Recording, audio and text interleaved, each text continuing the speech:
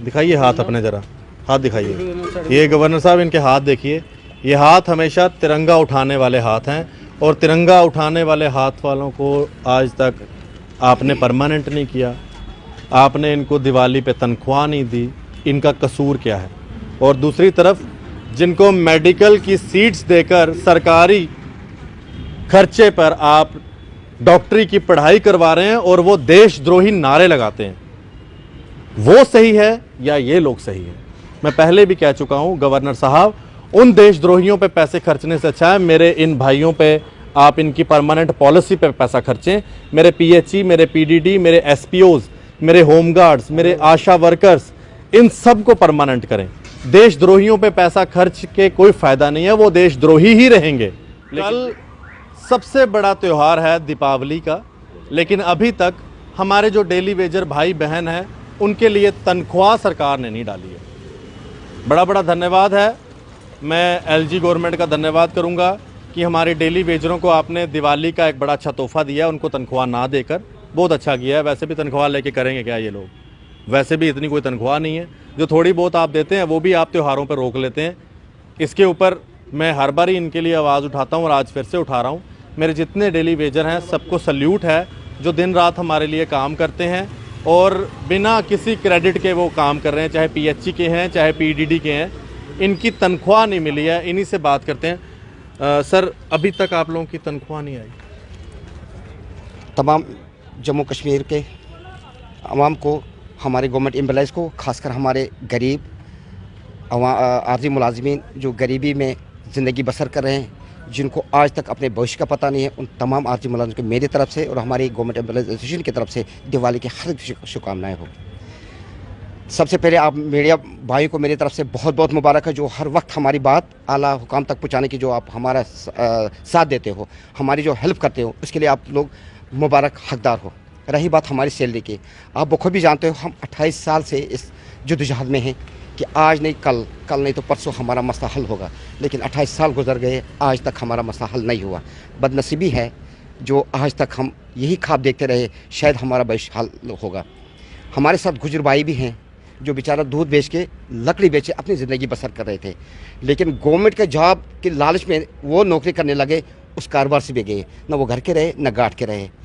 आप जानते हो आज बड़ा एक ऐसा दिन है, चाहे वो ईद का दिन हो या दिवाली हो या क्रिसमस, कोई भी दिन हो, ये त्यौहार यही पैगाम देते हैं, मोहब्बत का, प्यार का और भाईचारे का। आज मैं आपके माध्यम से चाहूँगा ये पैगाम जो दिवाली देती है जम्मू कश्मीर एलजी इंतज़ामिया तक पहुँचे, खासकर हमारे एलजी साहब तक पहुँचे कि पैगाम मोहब्बत का है, नफ़रत का नहीं है। इस मोहब्बत की इस दिवाली को मद्देनज़र रखकर हम गरीबियों को, हमारी हालत को देखकर हमारी आर्जी मुलाजमन का जो मसला 28 साल का है उसको हल कीजिए। आप जानते हैं होम ऑफ इंडिया अभी जम्मू कश्मीर के यहाँ दौरे पे थे, उन्होंने ये कहा कि मैंने मिनिमम वेज जो किया है वो लागू हुआ है। अगर लागू है तो कहाँ है? ये खाली ऐलान है, ज़मीनी लिहाज हमें कुछ ही नहीं है। हमारा भविष्य तबाह हुआ है, हमारे बच्चों का तबाह होने जा रहा है। आखिर इसका जिम्मेदार कौन है?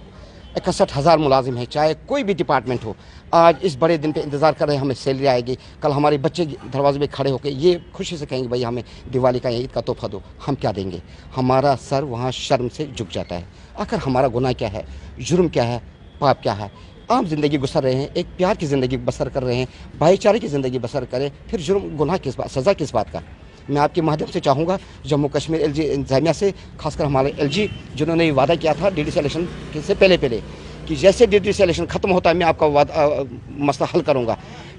गवर्नर साहब, आपका वो वादा कहाँ गया? अगर इतनी बड़ी कुर्सी में बैठ के ऐसा इंसान झूठ बोले तो बाकियों का क्या हाल होगा? सबका हुकूमत को हमने हर दरवाज़ा पे दस्तक दी, चाहे वो मिनिस्टर हो, सीएम हो, सबका स्टेट का गवर्नर हो या सबका एलजी रहे हो, हर किसी के दर पर गए, ऑनरेबल एलजी साहब के दर पर गए, लेकिन आज तक इंसाफ नहीं मिला सिवाय यकीन दाने की। इसलिए मैं आपके माध्यम से गुजारिश करना चाहूँगा कि हम 61,000 मुलाजिमों का इंसाफ कीजिए, हमारी जो बैलेंस जो तनख्वाह है वो रिलीज़ की जाए, बकाया वेज जो हमारी जो वो रिलीज़ किया जाए, मिनिमम वेज जो अभी होम ऑफ इंडिया ने कहा वो हमें लागू किया जाए, जो हमारा मेन मुद्दा है रेगुलर्स का वो लागू किया जाए। बहुत बहुत शुक्रिया। बहुत अच्छी बात। और मैं भी गवर्नर साहब से अपील करूँगा, गवर्नर साहब ये हाथ देखिए इनके, दिखाइए हाथ अपने ज़रा, हाथ दिखाइए। ये गवर्नर साहब, इनके हाथ देखिए। ये हाथ हमेशा तिरंगा उठाने वाले हाथ हैं और तिरंगा उठाने वाले हाथ वालों को आज तक आपने परमानेंट नहीं किया, आपने इनको दिवाली पे तनख्वाह नहीं दी, इनका कसूर क्या है? और दूसरी तरफ जिनको मेडिकल की सीट्स देकर सरकारी खर्चे पर आप डॉक्टरी की पढ़ाई करवा रहे हैं और वो देशद्रोही नारे लगाते हैं, वो सही है या ये लोग सही हैं? मैं पहले भी कह चुका हूं गवर्नर साहब, उन देशद्रोहियों पे पैसे खर्चने से अच्छा है मेरे इन भाइयों पे आप इनकी परमानेंट पॉलिसी पे पैसा खर्चें। मेरे पीएचई, मेरे पीडीडी, मेरे एसपीओज, मेरे होमगार्ड्स, मेरे आशा वर्कर्स, इन सब को परमानेंट करें। देशद्रोहियों पे पैसा खर्च के कोई फ़ायदा नहीं है, वो देशद्रोही ही रहेंगे। लेकिन ये लोग देशभक्त हैं, तिरंगा झंडा उठाते हैं, हमेशा देश के साथ खड़े रहते हैं, चाहे कोई भी दिक्कत आ जाए। इनको परमानेंट करें, इनकी तनख्वाहें टाइम पे दें। मेरी ये छोटी सी अपील है। अगर आपको ये अपील अच्छी लगे तो शेयर करें। धन्यवाद। राम राम।